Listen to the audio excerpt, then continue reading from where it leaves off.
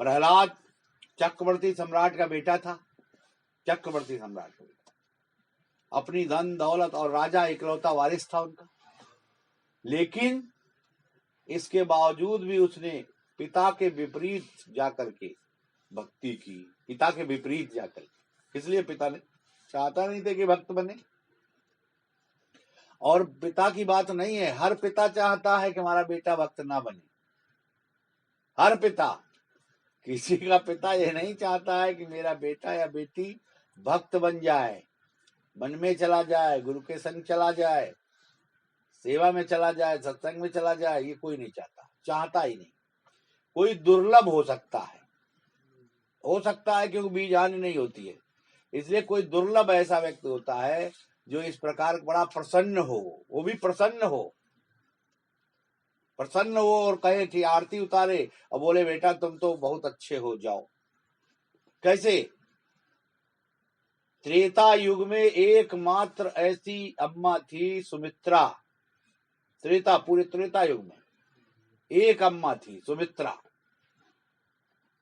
जिसने अपने बेटे को भक्ति और सेवा करने के लिए कहा जाओ।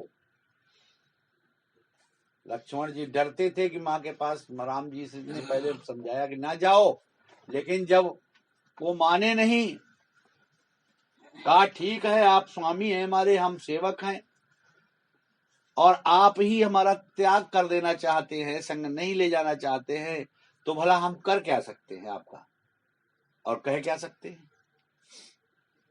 नाथ स्वामी में दास में हम तजौ तो कहा बसाए। अरे हमारा क्या बस है जो हम तुमसे कुछ कहें।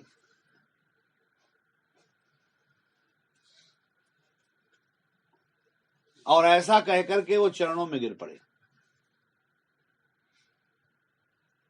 अस कहि लखन चरण गहि रहे हो, और आंखों से आंसू बहने लगे।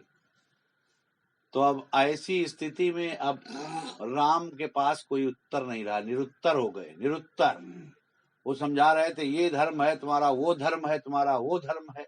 जैसे कोई भक्ति करने के लिए चले तो घर वाले और पड़ोसी अड़ोसी रिश्तेदारों क्या समझाएंगे, तुम्हारा ये धर्म है ऐसा करो, तुम्हारा वो धर्म है ऐसा करो, तुम्हारे लिए इसके लिए ये धर्म है, उसके लिए वो धर्म है, ऐसे तुम्हें जाना चाहिए।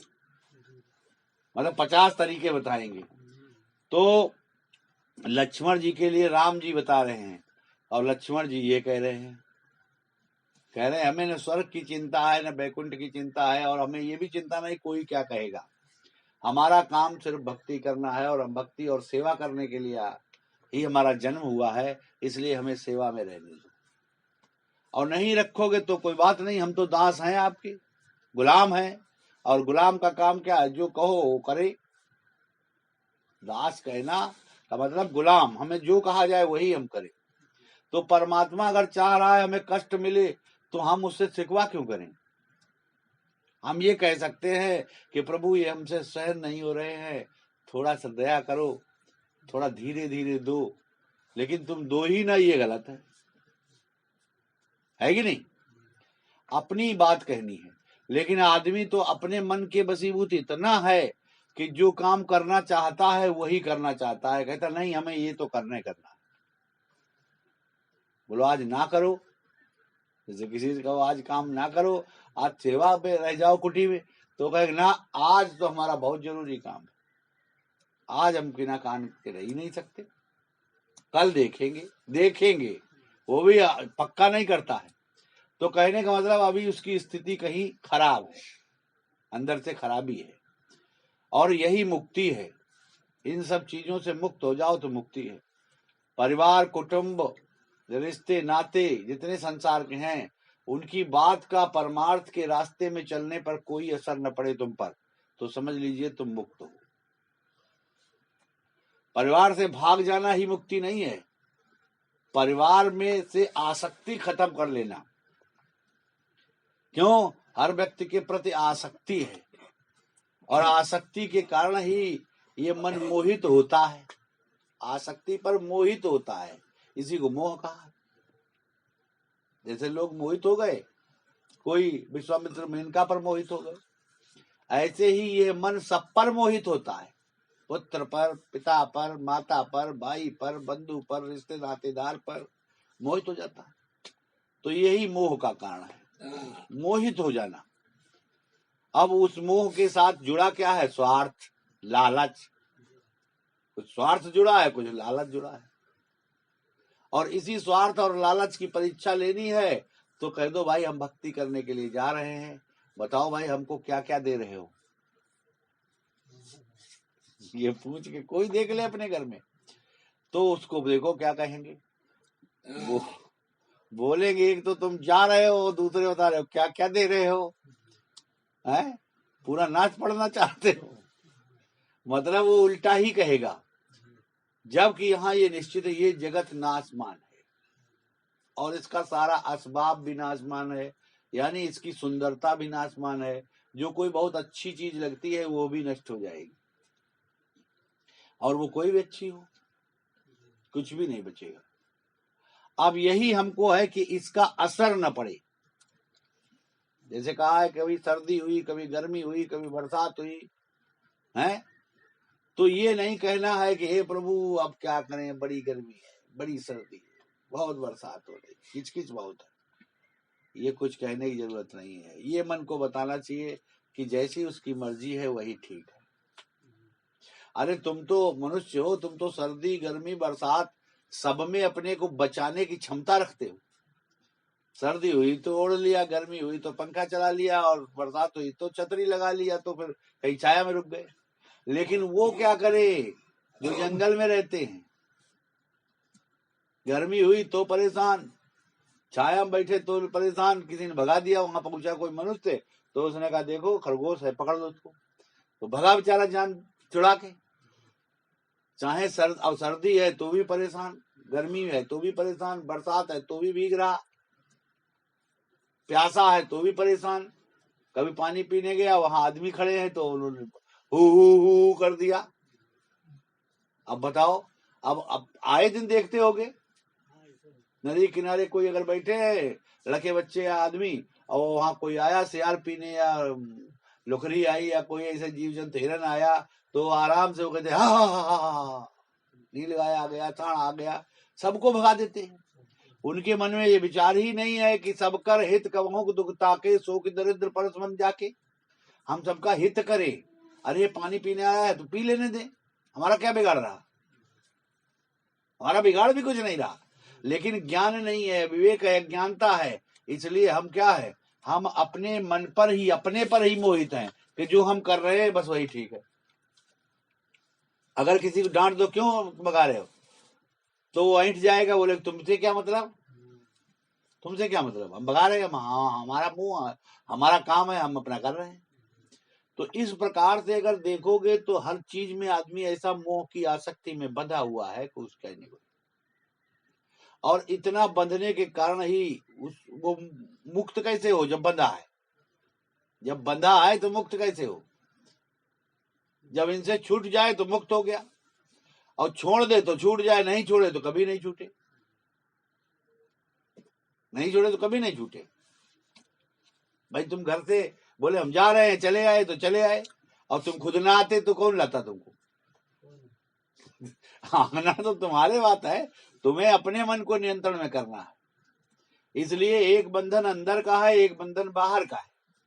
अंदर का बंधन मन और इंद्रियों का है, तत्वों का है। तत्व से शरीर बना है, उस शरीर में बंधे हो। शरीर को कोई चोट लगी, शरीर को कोई पीड़ा हुई, शरीर को कोई दिक्कत हुई, तो शरीर के लिए मन ये परेशान करता है, ये यार शरीर अब दिक्कत है, आज रहने दो, है कि नहीं? आप कमजोर है, बुखार आ गया, अब क्या करेंगे हम?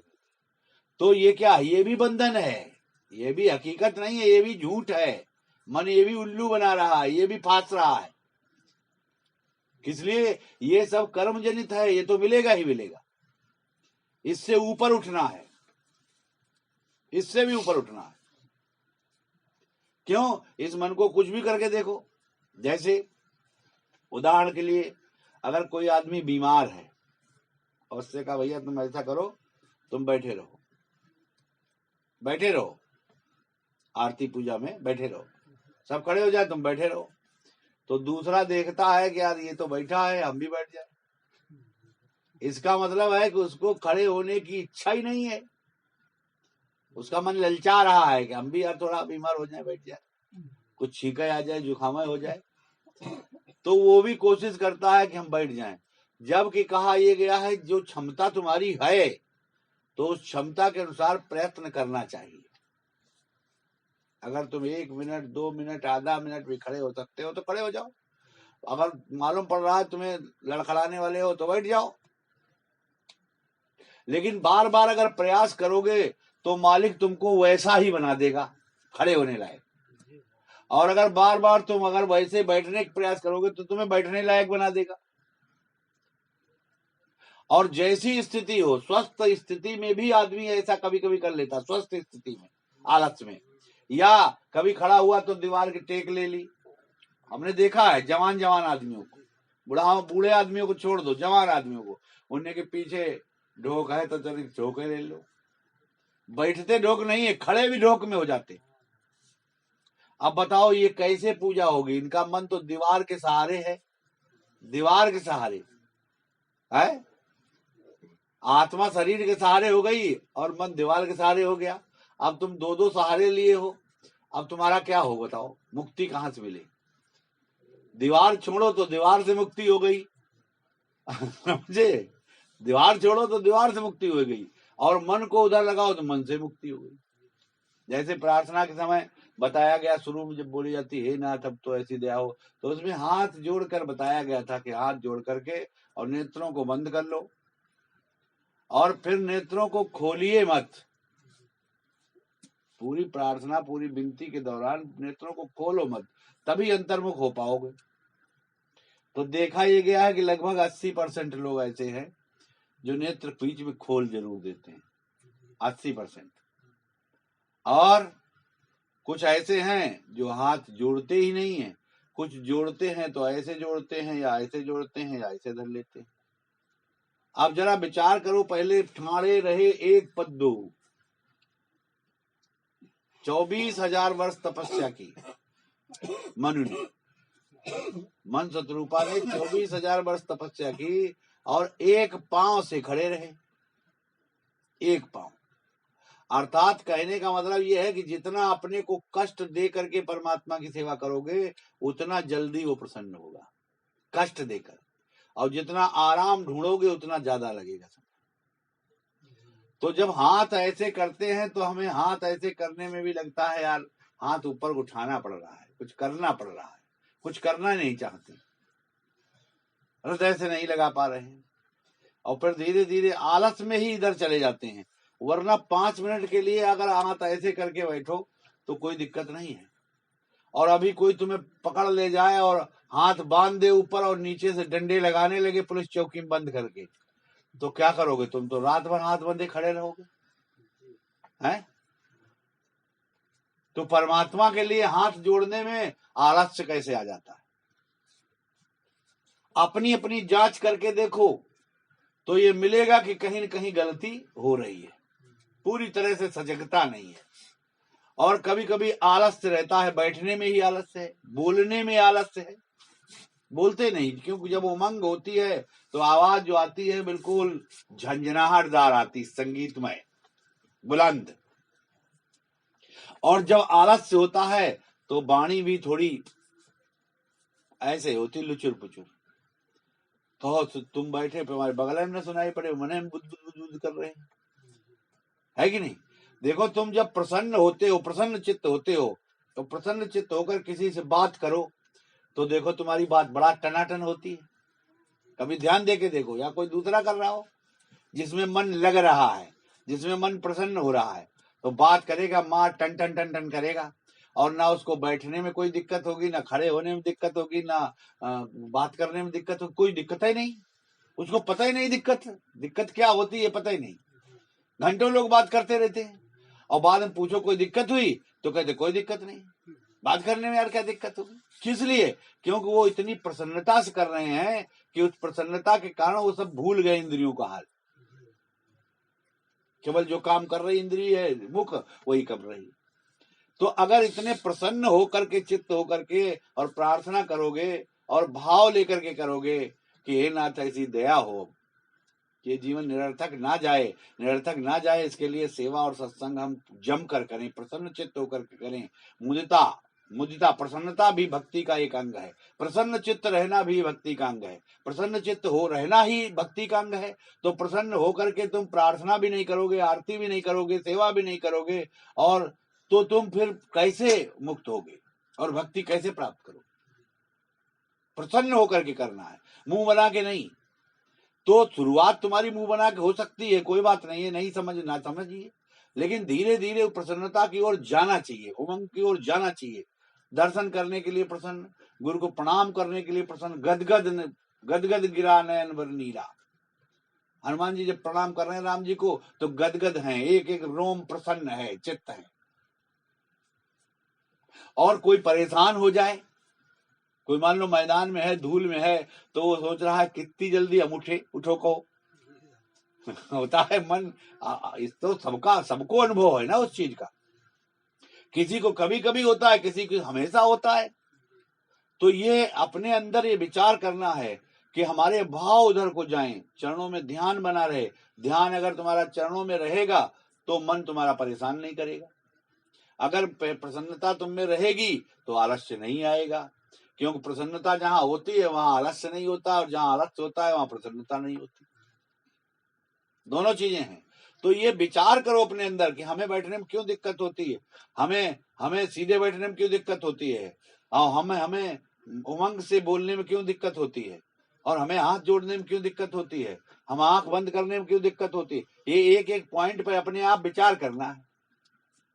हम संसार के कार्य के लिए बड़े बेचैन रहते हैं, कहो साल भर कोई काम हो तो होता रहे, बड़ा प्रसन्नता होती है, बोले यार इस समय तुम नहीं झटपाल दिखाई दे रहे, बोले मकान बन रहा है, बिजी है। तो ऐसे हर व्यक्ति, लोगों के सालों बनते हैं, बड़ी बड़ी बिल्डिंगें, तो लोग बड़े व्यस्त रहते हैं और प्रसन्न रहते हैं, खूब थक जाते हैं, चकनाचूर हो जाते हैं, लेकिन फिर भी प्रसन्न है, क्यों? बन रहा है। तो इसी प्रकार से जब हम ये परमार्थ का मकान बनाएंगे तो इसके लिए हमें बहुत प्रसन्नता होनी चाहिए, क्योंकि हमें हमेशा के लिए ये बन रहा है, ये हमेशा के लिए बन। यहाँ मकान बनाया, आज बनाया कल मर गए, ये भी तो हो सकता है। बहुत से बनाते बनाते मर गए, कोई का गृह प्रवेश नहीं हो पाता, मर जाते, और कोई वहां गए रहे कुछ दिन मर गए, सालों भर नहीं रहे। तो ये तो एक टेम्परेरी व्यवस्थाएं हैं। झोपड़ी में भी रह रहे हो, छप्पर के नीचे भी रह रहे हो, और बढ़िया मकान में भी रहे हो, पत्थर लगे रह रहे हो, कोई मार्बल लगाए है, कोई बहुत अच्छा पत्थर लगाए है, कोई बहुत बढ़िया फिनिशिंग किए है, करोड़ों रुपया के बंगले खरीदते लोग। तो उसमें होता क्या है, उसमें भी वो लेटते ही है, सोते ही है, और क्या करेंगे। तो अपनी खटिया पे सो गए, वो अपना बेड लाए लाखों रुपए उसमें सोए, गद्दे लाए उसमें सोए, तुम पैरा सो गए। अंतर कुछ नहीं है, अंतर केवल मन की प्रसन्नता का है। अब मन की प्रसन्नता को लेकर के हम भक्ति करें, हम समझें कि ये हीरा चीज है। हीरा कहा जाता है, लोग बातों में कह भी देते, सत्संग में सुना देते, सुन लेते, लेकिन वो उसकी वैल्यू नहीं समझते, क्योंकि उसकी थोड़ी हीरा नहीं, तुम मोती ही समझो, मोती नहीं तुम सोना ही समझो, सोना नहीं तुम चांदी ही समझो, तो भी कुछ तो वैल्यू बढ़ेगी। लेकिन संसार के कार्यों की हमारी बड़ी वैल्यू है, और इस परमार्थ के कार्य की कोई वैल्यू नहीं। जो भी जीवन चला गया है वो तो गया, खाली चला गया, और जो बचा है उसको तो हम सौंपें, वो तो हम मालिक को सौंपें, वो तो गुरु के अनुसार चलें। मन के अनुसार हम अगर आप चलते रहेंगे तो हमारा कैसे उद्धार होगा, कैसे मुक्ति कैसे होगी।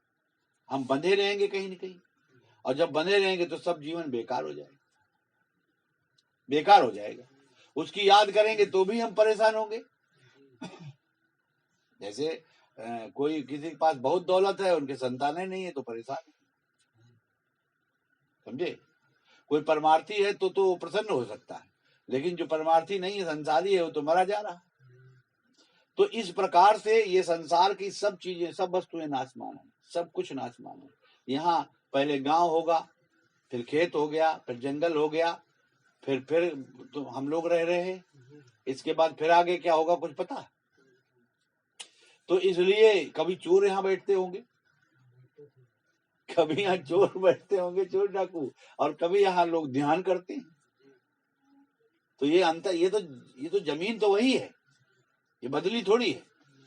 तो परमात्मा का नाम लेना है, प्रसन्नता सहित लेना है, और जैसे भी जो कुछ रूखा सूखा मिले, रूखा फीका मिल गया, सोचा परमात्मा की यही इच्छा है।